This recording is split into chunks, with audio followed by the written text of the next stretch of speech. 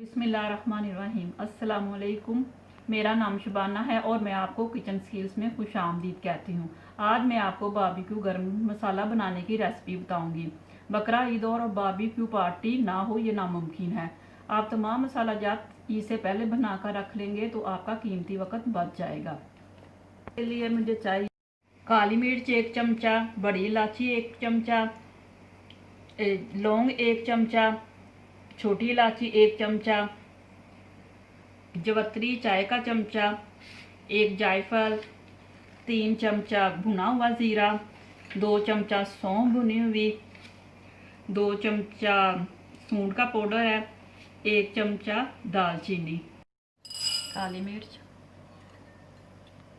छोटी इलायची,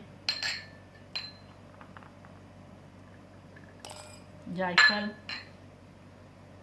दालचीनी, सौंफ, ज़ीरा, जवत्री, बड़ी इलायची, लौंग, सूंड का पाउडर। हम इसको पीसते हैं।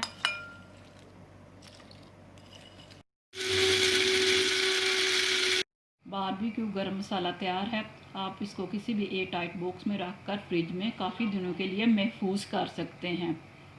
अगर आपको मेरी वीडियो पसंद आई तो इसको लाइक शेयर और मेरे चैनल को सब्सक्राइब कीजिए। बहुत शुक्रिया। अल्लाह हाफ़िज़।